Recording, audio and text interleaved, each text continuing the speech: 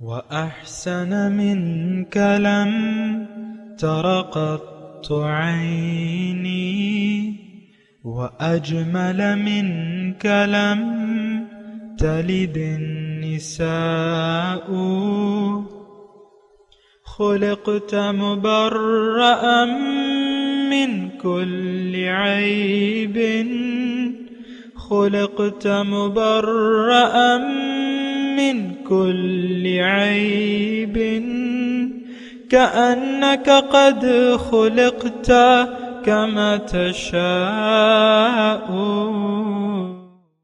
كتاب أنزلناه إليك مبارك ليدبروا آياته وليتذكر أولو الألباب. یہ کتاب برکت والی ہے جسے ہم نے آپ کی طرف نازل فرمایا ہے تاکہ دانش مند لوگ اس کی آیتوں میں غور و فکر کریں اور نصیحت حاصل کریں. اللہم صلی علی سیدنا محمد وعلی آل سیدنا محمد بعدد کل ذرۃ مئۃ الف الف مرۃ. سامعین و ناظرین کرام، السلام علیکم ورحمۃ اللہ وبرکاتہ. سامعین کرام، سورہ حج درس نمبر 1502 آیت نمبر 32 سے 34 تک. آج کا موضوع جو ہے، کیا ہم اللہ تعالیٰ کے حکم کے سامنے اپنا سر جھکانے کے لیے تیار نہیں ہیں؟ اس کے ساتھ اپنے آج کے سبق کا آغاز کرتے ہیں. سب سے پہلے گزشتہ سبق کا اعادہ ہوگا. اعوذ باللہ من الشیطان الرجیم. پناہ مانگتا ہوں میں اللہ کی شیطان مردود سے. بسم اللہ الرحمن الرحیم. شروع اللہ کے نام سے جو بڑا مہربان نہایت رحم والا ہے. ان الذين كفروا ويصدون عن سبيل الله والمسجد الحرام الذي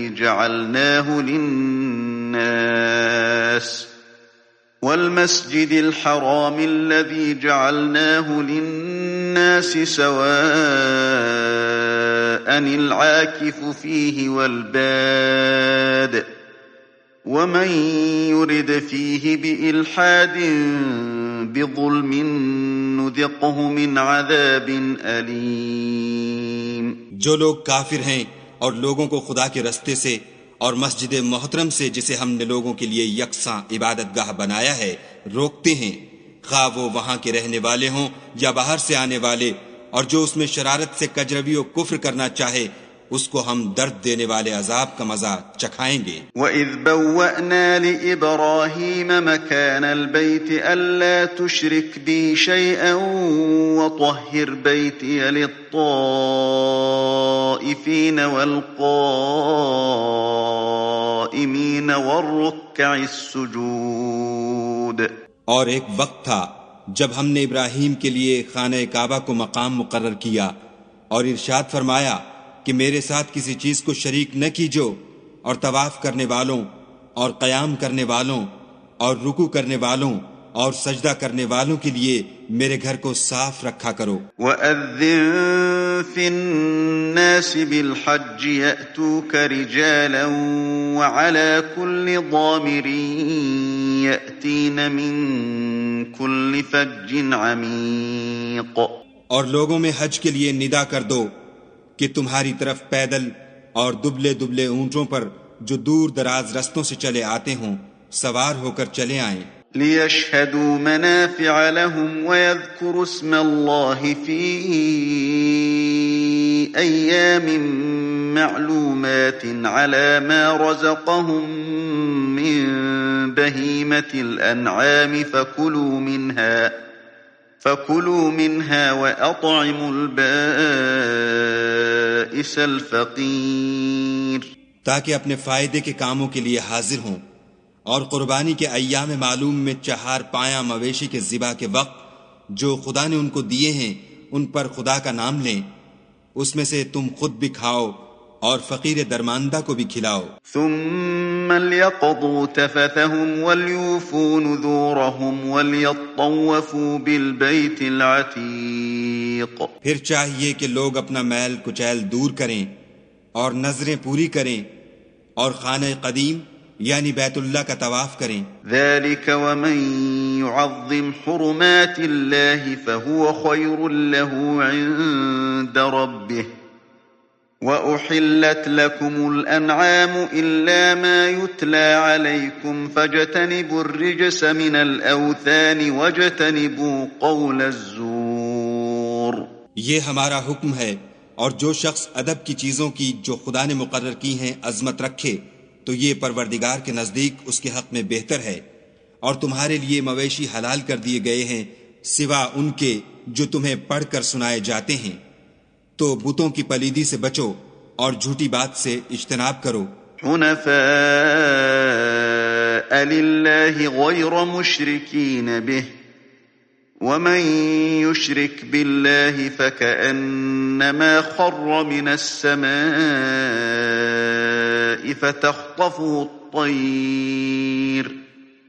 فتخطفه الطير أو تهوي به الريح في مكان سحيق. صرف ایک خدا کے ہو کر اور اس کے ساتھ شریک نہ ٹھہرا کر، اور جو شخص کسی کو خدا کے ساتھ شریک مقرر کرے تو وہ گویا ایسا ہے جیسے آسمان سے گر پڑے پھر اس کو پرندے اچک لے جائیں یا ہوا کسی دور جگہ اڑا کر پھینک دے. سامنے کرام سورہ حج آیت نمبر 32. ذالک، یہی حقیقت ہے، یہ اصل معاملہ ہے. وَمَن يُعَظِّمْ شَعَائِرَ اللَّهِ، جو اللہ کی نشانیوں کی تعظیم کرے، احترام کرے، فَإِنَّهَا مِن تَقْوَى الْقُلُوبِ، تو یہ دلوں کے تقوی سے تعلق رکھتی ہے. یہ بات دیکھیں، ایک بات جو ہے نوٹ کر لیں، اللہ تعالیٰ نے ہمیں اپنے لیے بنایا ہے کہ انسان دنیا میں آ کے اللہ کی ملاقات کی تیاری کرے. اللہ تعالیٰ ہماری منزل ہے، ہمیں اللہ کے راستے پر چلنا ہے. اب جو بھی اللہ کی نشانیاں ہمیں ملتی جائیں گی اور ہم اس کے مطابق تعظیم کریں گے، تو اس کا تعلق جو ہے دل کے تقوی سے ہے. دل کا تقوی مراد یہ ہے کہ آپ حقیقت میں کیا چاہتے ہیں، آپ کی منزل کیا ہے، آپ کی مراد کیا ہے.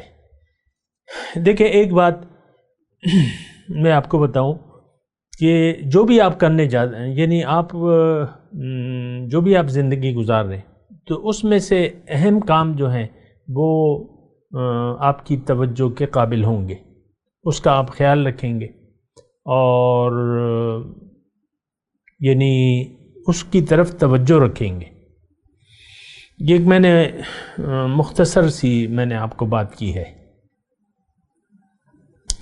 مثال کے طور پہ آپ نے بیرون ملک کا کہیں سفر کرنا ہے یا کہیں سیر کے لیے آپ جا رہے ہیں، تو اب اس کے وہاں جانے کے لیے جو ضروریات ہیں، مطلب آپ باہر جا رہے ہیں تو کسی بھی ملک، تو وہاں کے لیے پھر ویزا درکار ہوگا اور پھر اس کے لیے پیسے چاہیے ہوں گے ٹکٹ وغیرہ کے لیے، پھر وہاں جو بھی خرچہ آتا ہے رہائش کا یا جتنے بھی دنوں کے لیے، وہاں کے موسم کے حساب سے آپ کپڑے اپنے ساتھ لیں گے.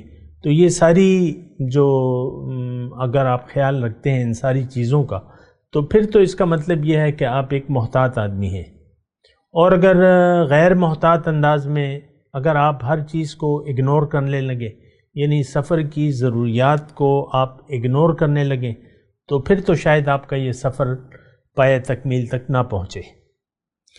اللہ ہماری منزل ہے، اور اللہ کے راستے میں اللہ تعالیٰ نے اب ہمارے لیے اپنی نشانیاں بھجوا دی ہیں. ان نشانیوں کو قبول کر کے، ان کی تعظیم کر کے اور ان کے ساتھ درست معاملہ کر کے اگر ہم کرتے ہیں، تو پھر اس کا مطلب یہ ہے کہ ہم اللہ کی ملاقات کے طالب ہیں. ہم دل سے چاہتے ہیں اللہ کی ملاقات کو، دل سے چاہتے ہیں. اور اگر ایسا نہیں ہے اور اللہ تعالیٰ کی تمام نشانیاں جو کہ میں ابھی تذکرہ کروں گا اور میں نے گزشتہ سبق میں کیا بھی ہے، اگر ان تمام نشانیوں کو ہم بھلا دیں اور جو منزل ہے اس کو بھی بھلا دیں، جو اللہ ہے اس کو بھی اس کی یاد کو بھی بھلا دیں، پھر جو نشانیاں اللہ تعالیٰ کی موجود ہیں جو اللہ تعالیٰ کی یاد کے لیے ضروری ہیں ان کو بھی اگر ہم بھلا دیں تو پھر تو ہم خسارے میں رہیں گے، اور پھر یہ سفر یعنی پائے تکمیل تک نہیں پہنچے گا۔ یہ مختصر بات ہے۔ اب دیکھیں اللہ تعالیٰ ہماری منزل ہے، یہ بات تو کلیئر ہونی چاہیے اور ڈن ہونی چاہیے۔ ہمارے نزدیک یہ بات ڈن نہیں ہے۔ ایک بات میں کلیئرلی آپ کو کہہ دوں، ہم لوگ جو نام کے مسلمان ہیں، ان کے اللہ کی ملاقات ان کے لیے کوئی مسئلہ نہیں ہے، کوئی توجہ کے قابل بات بھی نہیں ہے۔ ہم نے دین کو آپ کو پتہ ہے کہ کھیل تماشا بنا لیا ہے، قرآن کو ہم نے چھوڑ رکھا ہے، اللہ کے رسول سے تعلق ہم نے بنایا ہی نہیں ہے، نہ ہم ان کے راستے پر چلنے کے لیے تیار ہیں۔ تو یہ ساری تو ضروریات دین ہیں اور اللہ کی نشانیاں ہیں۔ رسول ہے، کتاب اللہ ہے، رسول اللہ ہے، کتاب اللہ ہے، پھر یہ ساری چیزیں ہیں۔ یہ دو اہم باتیں میں آپ کو کہہ رہا ہوں نا، تو اس کو تو ہم نے اگنور کر دیا ہے، قرآن کو اور صاحب قرآن کو،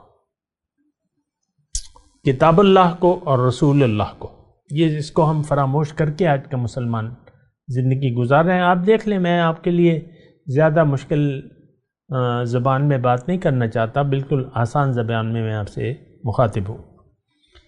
تو اب یعنی اس کی قرآن کی کیا تعظیم ہے؟ قرآن کی تعظیم صرف یہ نہیں ہے کہ آپ اسے منہ سے لگا کے چوم لیں اسے، یا اس کو کسی ریشمین غلاف میں اس کا غلاف بنا کے اس کو طاق نسیہ میں رکھ دیں، یا رسول اللہ کی تعظیم یہ نہیں ہے کہ بس آپ اس کا نام سن کے ان پہ درود بھیج دیں۔ صرف یہ تعظیم نہیں ہے یہ، بلکہ اگر آپ رسول کے راستے پر نہیں چل رہے اور نہیں چلنا چاہتے، اگر آپ قرآن کے بتائے ہوئے طریقہ کار کے مطابق زندگی نہیں گزارنا چاہتے، تو اس کا مطلب یہ ہے کہ آپ اللہ کی نعمتوں کی اور اس کی نشانیوں کی ناشکری کر رہے ہیں، ناقدری کر رہے ہیں۔ اللہ کی قدر کا یہ حق یہ ہے کہ آپ اللہ کا حکم سنیں، جو کہ قرآن جس کا ہمیں راستہ بتاتا ہے، اللہ کو منزل بنا لیں، اللہ کے راستے پر اللہ کے حکم اور نبی کے طریقے کے مطابق آپ زندگی گزاریں۔ تو اگر آپ ایسا کر رہے ہیں تو اس کا تعلق آپ کے دل کے تقوی سے ہے۔ آپ متقی ہیں، متقی مطلب محتاط، آپ زندگی ضائع نہیں کرنا چاہتے، اور آپ ایک محتاط زندگی گزارنا چاہتے ہیں، تو پھر تو آپ کی نیا جو ہے پار لگ جائے گی، منزل تک پہنچ جائے گی۔ لیکن اگر ایسا نہیں ہے تو اس کا مطلب یہ ہے کہ آپ کا دل تقوی سے خالی ہے۔ آج دیکھیں، اگر میں کلیئرلی بات کروں اور بغیر آپ کو مزید الجھائے بغیر آپ کو یہ بات کروں کہ ہم زندگی جو ہے وہ ضائع کرنے پر تل گئے ہیں۔ ہمارا مقصود اللہ نہیں ہے، ہم نے دنیا کو اپنا مقصود بنا لیا ہے۔ بجائے اللہ کو لبیک کہنے کے ہم نے دنیا کو لبیک کہہ دیا ہے، اور ضروریات دنیا کو لبیک کہہ دیا ہے۔ بالکل کلیئر بات میں آپ کو کہہ رہا ہوں، اللہ کو اور ضروریات دین کو لبیک کہنے کی بجائے ہم نے دنیا کو اور ضروریات دنیا کو لبیک کہہ دیا ہے۔ ہماری زندگی وقف ہو گئی ہے دنیا کے لیے، ہماری زندگی اور ہماری موت اب اس وقت کے مسلمان کی زندگی و موت اور تمام زندگی کے تمام کام جو ہیں وہ ظاہر کے لیے ہیں۔ آپ اپنی سوچوں کو دیکھ لیں، آپ اپنے غم کو دیکھ لیں، اپنی خوشیوں کو دیکھ لیں، اپنی توقعات کو دیکھ لیں، اپنی امیدوں کو دیکھ لیں، اس سارے کا تعلق جو ہے وہ ظاہر سے ہے۔ فَأَعْرِضْ عَمَّنْ تَوَلَّى عَنْ ذِكْرِنَا وَلَمْ يُرِدْ إِلَّا الْحَيَاةَ الدُّنْيَا۔ آپ اس شخص سے اپنا رخ انور پھیر لیجئے جو پھر گیا میری یاد سے، اب یہ نہیں چاہتا صرف دنیا ہی کی زندگی۔ تو دیکھیں، جو ہم سبق پڑھ رہے ہیں ٹھیک ہے، اس میں حج کا مضمون ہے، ابھی آگے بھی آئے گا، لیکن حج تو اسلام کا ایک رکن ہے، نماز، روزہ، زکوٰۃ، حج۔ لیکن اگر آپ ضروریات دین ہی سے ناواقف ہیں۔ آج کا مسلمان تو دیکھیں یہ سب کچھ ایک ہم نے مذاق بنا لیا ہے، کچھ کرتے ہیں دین کے کام اور کچھ نہیں کرتے، اور جو کرتے ہیں وہ بھی بے دلی سے کرتے ہیں۔ آپ دیکھ لیں نماز میں ہمارا دل نہیں لگتا، روزہ رکھ تو لیتے ہیں، بھوکے پیاسے تو رہتے ہیں، لیکن جو روزے کے تقاضے ہیں وہ ہم پورا کرنے کے لیے تو تیار نہیں ہیں۔ روزہ کا مطلب یہ ہے کہ آپ پورا ویسے بھی عام زندگی میں تمام مکروہات سے آپ کو بچنا چاہیے، فضول کاموں سے بچنا چاہیے، لیکن روزے میں آپ صرف بھوکے پیاسے رہ کے جو ضروریات روزہ ہیں اس سے تو ہم بے خبر رہتے ہیں۔ اللہ کے رسول نے فرمایا ہے من لم یدع قول الزور والعمل به فلیس للہ ان یدع طعامہ وشرابہ، جس نے جھوٹ اور اس پر عمل،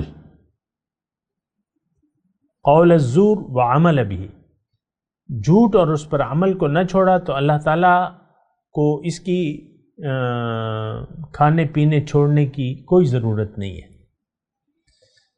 فلیس للہ ان یدع طعامہ وشرابہ۔ دیکھیں ہم بعض کام تو دین کے اوپرالو طور پہ کر تو لیتے ہیں، لیکن ہمیں دین کی حقیقت کا پتہ نہیں ہے۔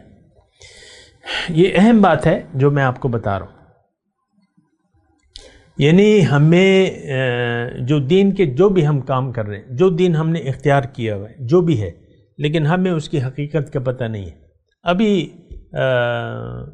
آج ہی مجھے ایک میسیج آیا، یہ سوشل میڈیا میں ہم نے اپنے واٹس ایپ نمبر دیا ہوا ہے، وہاں پہ ایک خاتون نے مجھ سے پوچھا کہ میں نے آپ کا نمبر لیا ہے اور استخارہ کے بارے میں معلومات حاصل کرنا چاہتی ہوں، استخارہ آپ کرتے ہیں یا نہیں کرواتے ہیں یا کرتے ہیں۔ تو میں نے کہا بھئی یہ میرا کام تو نہیں ہے، استخارہ تو ایک ذاتی طور پہ ذاتی فعل ہے، لیکن میں وہ بات نہیں کہہ رہا، لیکن میں آپ سے یہ کہہ رہا ہوں کہ ہم اپنے مطلب براری کے لیے دین سے کچھ مدد لینا چاہتے ہیں۔ اب استخارہ ہے وہ تو مومن کا کام ہے، مومن کا کام ہے، ہمارا مسئلہ تو الگ ہے، ہم تو دنیا دار لوگ ہیں، ہمارا تو اللہ نہ ہماری منزل ہے، نہ ہم اس کو مقصود واحد بنانا چاہتے ہیں۔ رسول صلی اللہ علیہ وسلم کے راستے پر نہ ہم چلتے ہیں نہ چلنا چاہتے ہیں، اور پھر آپ پوچھتے رہتے ہیں استخاروں کا اور یہ اور وہ اور شب قدر کی عبادت کا اور فلانی رات کی عبادت کا، ذکر و تسبیحات اور برائے نام، ہم جو حقیقت دین ہے اس سے ہم واقف نہیں ہیں۔ اللہ، تو یہ جو ہم آیت پڑھ رہے ہیں، ذالک ومن یعظم شعائر اللہ فانہا من تقوی القلوب، اللہ کی نشانیاں موجود ہیں، اور وہ اس لیے ہیں کہ وہ اس کی آپ تعظیم کریں، یعظم ہے نا، تعظیم کریں اور اس کا حق ادا کریں، تعظیم کا حق ادا کریں۔ دیکھیں مثال کے طور پہ ایک گورنمنٹ کی ایک سپاہی ہے اور وہ قانون نافذ کرنے والا پولیس کی طرف سے اس کی ڈیوٹی ہے کہ وہ قانون کو نافذ کرے۔ اب چور اس کو دیکھ کر بھی چوری کرے تو اس نے تو اس کے مقام کو بھلا دیا۔ مثال کے طور پہ عرض کر رہا ہوں، اس کو معلوم بھی ہے کہ یہ حکومت کا نمائندہ ہے اور قانون شکنی میں نے نہیں کرنی، لیکن اس کی موجودگی میں اگر وہ قانون شکنی کر دے یہ تو ہر درجے کی جہالت ہے، اور ہو سکتا ہے اس کی وہیں پر پکڑ ہو جائے۔ ہم دیکھیں دیدہ دلیری سے اللہ تعالیٰ کے راستے سے الگ ہو کر من چاہی خواہشات کے راستے پر چل رہے ہیں، اور بڑی دیدہ دلیری سے ہم لوگ زندگی گزار رہے ہیں۔ یہ بڑے اہم الفاظ ہیں جو میں آپ کو کہہ رہا ہوں، دیدہ دلیری سے ہم اللہ کی نافرمانی میں مصروف ہیں۔ ہمیں دین کا نہ پتہ ہے نہ پتہ کرنا چاہتے ہیں کہ دین ہے کیا چیز۔ اور یہ جملہ تو اکثر میں آپ کو کہتا رہتا ہوں کہ جو دین کی ضروریات ہیں، دین کو تو ہم سرے سے جانتے بھی نہیں ہیں کہ دین ہے کیا، کیوں ہے، قرآن کیوں نازل ہوا ہے، پیغمبر علیہ السلام کو اللہ تعالیٰ نے کیوں بھجوایا ہمارے لیے. یہ ساری باتیں ہمارے یعنی ہماری پریکٹس سے بھی بات ہیں، اور نہ ہم اس کے بارے میں معلومات حاصل کرنا چاہتے ہیں. کلمہ طیبہ کا مطلب کیا ہے؟ تو بنا سوچے سمجھے اگر آپ نیند میں کوئی بات کہہ دیں تو وہ تو نہیں ہوگی نا. دیکھیں ایک بات ہوتی ہے اور پھر اس کے تقاضے ہوتے ہیں. زندگی یعنی آپ انسان ہیں، اور اگر آپ کلمہ طیبہ پڑھتے ہیں اور اس کے تقاضے پورے نہیں کرتے تو اس کلمہ طیبہ کا آپ کو کوئی فائدہ نہیں ہوگا. دیکھیں عمل صالح، ایمان کے ساتھ عمل صالح کی اللہ تعالیٰ نے شرط لگائی ہے. ہمارا اپنا یہ خیال ہے کہ نہیں، عمل صالح کی ضرورت نہیں ہے، اور بہت سے دینی گروہ اور بہت سے دین بیان کرنے والے ہمیں اس چیز سے بے نیاز کرتے ہیں، یعنی ہمیں غافل کرنے کی کوشش کرتے ہیں کہ تمہارے عمل کی ضرورت نہیں ہے، تمہارا کلمہ کافی ہے بس. بہت مجھے افسوس ہوتا ہے، لیکن ہماری عوام کی ذہنیت یہ ہے کہ ہم نے صرف لفظی کلمہ پڑھنے پر اکتفا کیا ہوا ہے. اور پھر ہم دیکھیں ضروریات دین کی تو یہ تو میں آپ کو یعنی یہ الفاظ میں آپ کو کہہ رہا ہوں، ضروریات دین کا لفظ میں آپ کو کہہ رہا ہوں. کیا آپ واقف ہیں ضروریات دین سے؟ اگر آپ ہیں بھی تو آپ کی نظر میں کلمہ، نماز، روزہ، حج، زکوٰۃ، باقی تو زندگی ہم اپنی مرضی سے گزار رہے ہیں. دیکھیں یہ بہت اہم نقطہ ہے کہ ہم جو زندگی ہے اصل میں تو یہ ہے کہ آپ زندگی اللہ کی مرضی سے گزاریں. دین یہ ہے. لیکن اگر آپ چند ایک کام اوپرالو طور پہ کر کے باقی اگر آپ یہ سمجھتے ہیں کہ میں مسلمان ہوں تو یہ آپ کی بہت بڑی بھول ہے. در حقیقت تو دیکھیں ہم نے اللہ سے بیعت ہی نہیں کی ہے، جبکہ مومن سے اللہ تعالیٰ نے ایک ڈیل کے ذریعے اس سے یہ پروگرام بنایا ہے جنت کا. ان اللہ اشترى من المؤمنین انفسهم واموالهم بان لهم الجنہ.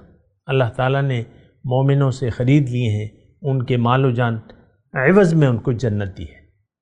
تو یہ ڈیلنگ تو ہم نے نہ کی ہے نہ کرتے ہیں. جنہوں نے بیعت کی بھی ہے ان کے یعنی اکثریت نے وہ بیعت کی حقیقت سے ناواقف ہے اور اس کے تقاضے تک نہیں جانتے.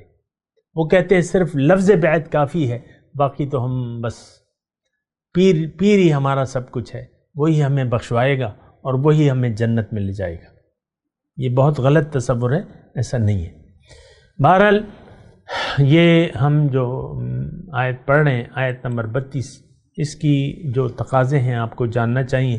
دیکھیں ایک بات اس میں آخری بات کے طور پہ یہ کروں کہ جنت میں صرف متقی لوگ جائیں گے. ہم لوگ نہ متقی ہیں، نہ تقوی کو جانتے ہیں، نہ بننا چاہتے ہیں متقی. آپ دیکھ لیں میں تو آپ کو کہہ رہا ہوں کہ آپ اپنے خیال کو دیکھیں. کیا آپ متقی، کامل متقی بننا چاہتے ہیں؟ نو. آپ کہتے ہیں نہیں مجھے نہ چھیڑو، مجھے کسی کی غلامی نہیں کرنی. اپنے عمل سے ہم کہہ رہے ہیں، نہ اللہ کی نہ اس کے رسول کی. میں تو اپنی مرضی سے زندگی گزاروں گا. آئی ڈونٹ کیئر، مجھے کسی کی پرواہ نہیں ہے. میں کسی سے نہیں ڈرتا، میں کسی سے نہیں ڈرتی. بعض اوقات خواتین بھی کیا کہتی ہیں، میں تو کسی سے نہیں ڈرتی. ٹھیک ہے بھیا. خیر اب میں اپنے مضمون کی طرف آتا ہوں. لکم فیہا منافع الی اجل مسمی، تمہارے لیے فائدہ ہے، فائدہ اٹھانے کا حق ہے ایک معین وقت تک. یہ قربانی کے جانوروں کی بات ہو رہی ہے کہ پہلے زمانے میں پیدل سفر ہوتا تھا، جانوروں یعنی اونٹ وغیرہ آتے تھے، تو اس پر یعنی دور جاہلیت میں لوگ قربانی کے جانور پر بیٹھا نہیں کرتے تھے، ان سے دودھ نہیں دہا کرتے تھے، ان سے فائدہ نہیں لیتے تھے کہ بھئی یہ ہم نے وقف کر دیا ہے قربانی کے لیے. نو، اللہ تعالیٰ نے کہا نہیں، جب تک قربانی اپنی جگہ تک نہیں پہنچتی آپ اس سے فائدہ لے سکتے ہیں، سواری کر سکتے ہیں، دودھ لے سکتے ہیں، اس پہ باربرداری کر سکتے ہیں. لکم فیہا منافع الی اجل مسمی، تمہارے لیے حق ہے ان سے فائدہ اٹھانے کا ایک وقت تک. ثم محلها الی البیت العتیق، پھر اس کے جو قربان کرنے کی جگہ اسی قدیم گھر کے پاس، یعنی خانہ کعبہ کے حرم، یہ پورا مکہ جو ہے یہ حرم میں واقع ہے، تو وہاں تک اس کو پہنچانا ہے۔ وَلِكُلِّ أُمَّةٍ مَنْسَكًا لِيَذْكُرُوا اسْمَ اللَّهِ عَلَيْهِ، ہر امت کے لیے ہم نے قربانی کا ایک قاعدہ مقرر کر دیا ہے۔ عَلَى مَا رَزَقَهُم مِّن بَهِيمَةِ الْأَنْعَامِ، تاکہ اس امت کے لوگ ان جانوروں پر اللہ کا نام لیں جو اس نے ان کو بخشے ہیں، یعنی فَإِلَٰهُكُمْ إِلَٰهٌ وَاحِدٌ، مقصد ایک ہے کہ اللہ کی اطاعت کرنی ہے، معبود اللہ ہے، فَلَهُ أَسْلِمُوا، تو اسی کے سامنے تم سر جھکا دو، یعنی اسی کے مطیع فرمان بنو۔ وَبَشِّرِ الْمُخْبِتِينَ، اور اے نبی جھک جانے والوں کے لیے کو آپ خوشخبری دے دیں، اور اس میں پھر وہی بات آئی ہے بنیادی طور پہ، فَإِلَٰهُكُمْ إِلَٰهٌ وَاحِدٌ فَلَهُ أَسْلِمُوا، اور یہی بات ہماری سمجھ سے بالا تر ہے۔ الہکم الہ واحد، ہم کہتے تو ہیں، کلمہ بھی پڑھتے ہیں، یہ بات کیا ہے؟ یہ کلمہ طیبہ ہے، لا الہ الا اللہ، فالہکم الہ واحد فلہ اسلم، لیکن اس میں تفصیل ہے، لا الہ الا اللہ اس میں اپنی جگہ مجمل بات ہے، لیکن یہ جملہ جو ہے یہی کلمہ طیبہ ہے، اور یہ تفصیل بھی ہے کہ کرنا کیا ہے، تقاضا کیا ہے۔ اللہ کو معبود بنا لو اور اس کے حکم کے سامنے سر جھکا دو، یہ تمام دین کا خلاصہ ہے سامنے کرام۔ اور جو جھک جائے، وَبَشِّرِ الْمُخْبِتِينَ، جو جھک جائے اس کے لیے خوشخبری ہے۔ اس وقت جو ہے کلمے کے تقاضے کو نہ معنی کو جانتے ہیں، نہ اس کے تقاضوں کو جانتے ہیں، نہ اللہ کے سامنے جھکنا ہماری نظر میں کوئی اہمیت رکھتا ہے۔ آپ دیکھ لیں، گھر میں خاتون خانہ ہے، اس کا میاں ہے، یہ یعنی انیشل سٹیج پہ ماں باپ ہیں، بھائی بہن ہیں، بڑے ہیں، چھوٹے ہیں، یہ سب اپنی مرضی سے زندگی گزار رہے ہیں۔ عام معاشرہ جو ہے، عام لوگ، مرد و خواتین، چاہے جس حالت میں بھی ہوں، یہ سرپھرے لوگ ہیں، خود سر لوگ ہیں۔ اللہ کے حکم کے سامنے نہ ہم جھکے ہیں، نہ جھکنا چاہتے ہیں۔ یہ تو برائے نام دعوے ہیں ہمارے، دعووں سے کچھ بھی نہیں ہوتا۔ دعوے کی جب آپ تقاضا نہ پورا کریں یا دعوے کی قیمت نہ دیں، تو پھر تو دنیا میں بھی آپ دیکھیں، یہ لاکھوں کا سودا، ہزاروں کا سودا، میں چند سو کا سودا لے لیں، آپ کسی بھی گروسری سٹور پہ جا کے یا جنرل سٹور پہ جا کے آپ 5000 کا سودا لیتے ہیں، تو آپ کہ بھئی مطلب وہ جو ٹرالی ہوتی ہے اس میں آپ 5000 کا سامان رکھ لیتے ہیں، کاؤنٹر پہ وہ آ جاتا ہے، بل بن جاتا ہے۔ اب اس کا تقاضا یہ ہے، وہ آپ کو ملے گا تب جب آپ پیمنٹ کر دیں۔ کبھی زندگی میں ایسا ہوا ہے آپ کے ساتھ کہ آپ ٹرالی بھر کے سامان لے گئے اور صرف آپ کے دعوے کی بنا وہ ٹرالی کا سامان آپ کی گاڑی میں رکھ دیا گیا اور آپ نے پیمنٹ نہیں کی؟ مجھے بتائیں آپ۔ دیکھیے، بے وقوف نہ بنیں، اپنے آپ کو بے وقوف گدھا نہ بنائیں۔ یہ گدھے کے لفظ میں آپ کو یعنی قرآن سے کہہ رہا ہوں نا، کہ ہم پہ ایسے گدھے ہیں، کتابوں کا بیج لدا ہوا ہے، ہمیں پتہ نہیں ہے کہ یہ ہے کیا چیز۔ مثل الذین حملوا التوراۃ ثم لم يحملوها كمثل الحمار يحمل اسفارا، مثال ان لوگوں کی جن کو قرآن اللہ کی کتاب کی ذمہ داری کی دی گئی اور پھر انہوں نے وہ ذمہ داری نہ اٹھائی، ان کی مثال گدھوں کی سی ہے جن پر بوجھ لدا ہوا ہے۔ آج ہم اپنے آپ کو مسلمان کہتے ہیں اور کہلواتے ہیں، لیکن نہ ہمیں ان ذمہ داریوں کا پتہ ہے، نہ وہ ذمہ داریاں ہم ادا کرنا چاہتے ہیں۔ اب میں آپ کو کہہ رہا ہوں، یہ میری بات امید ہے کافی لوگوں تک پہنچے گی سوشل میڈیا میں، یعنی ہم بعض اوقات پیسے دے کر یہ بات لوگوں تک پہنچاتے ہیں اور لوگوں سے کچھ طلب نہیں کرتے، اللہ کی رضا کے لیے ہم ایسا کرتے ہیں. لیکن بہت سے لوگ اس کو سنیں گے، اس بات کو سنیں گے، لیکن وہ ایک کان سے سنیں گے اور دوسرے کان سے اس بات کو نکال دیں گے. حالانکہ میری بات میں تو کوئی جھوٹ بات نہیں ہے. بات تو یہ ہے فَإِلَٰهُكُمْ إِلَٰهٌ وَاحِدٌ فَلَهُ أَسْلِمُوا وَبَشِّرِ الْمُخْبِتِينَ. سارے دین کا خلاصہ اس ایک کلمے میں ہے. آپ اگر جھک گئے تو آپ کو خوشخبری ہے، لیکن اگر آپ نہیں جھکے، جو کہ آج کا مسلمان اللہ کے حکم کے سامنے جھکنے کے لیے تیار نہیں ہے، اس کا معبود جو ہے نفس و شیطان، اس کا معبود ہے، یہ طاغوتی معاشرے میں رہ رہا ہے اور خود بھی اس کا ایک فرد ہے. تو بس آپ کی کہانی ختم ہے. آپ اللہ کے عذاب میں ہیں اور کلی عذاب جو ہے وہ بس آپ کے آنکھیں بند ہونے کی دیر ہے، پھر آپ کے ساتھ دیکھا جائے گا. یہ میں واضح طور پہ آپ کو کہہ رہا ہوں. اور ٹھیک ہے، میری بات نہ سنیں، قرآن کی بات نہ سنیں، نہ جھکیں اللہ کے سامنے، لیکن آپ کا انجام جو ہے بہت ہی برا ہونے والا ہے. میں تلاوت کرتا ہوں، میرے ساتھ دہرائیے. اعوذ باللہ من الشیطان الرجیم، بسم اللہ الرحمن الرحیم. ذالک ومن یعظم شعائر اللہ فإنہا من تقوی القلوب.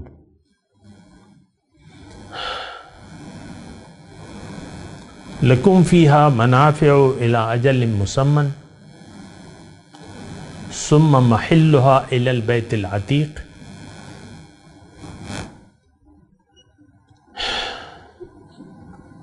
وَلِكُلِّ أُمَّةٍ جَعَلْنَا مَنْسَكًا لِيَذْكُرُوا اسْمَ اللَّهِ عَلَى مَا رَزَقَهُم مِّن بَهِيمَةِ الْأَنْعَامِ وَإِلَٰهُكُمْ إِلَٰهٌ وَاحِدٌ فَلَهُ أَسْلِمُوا وَبَشِّرِ الْمُخْبِتِينَ. اب ان آیت کی تلاوت اور ترجمہ. اعوذ باللہ من الشیطان الرجیم. پناہ مانگتا ہوں میں اللہ کی شیطان مردود سے. بسم اللہ الرحمن الرحیم. شروع اللہ کے نام سے جو بڑا مہربان نہایت رحم والا ہے. ذالک ومن يعظم شعائر اللہ فإنها من تقوی القلوب. یہ ہمارا حکم ہے، اور جو شخص ادب کی چیزوں کی جو خدا نے مقرر کی ہیں عظمت رکھے تو یہ فعل دلوں کی پرہیزگاری میں سے ہے.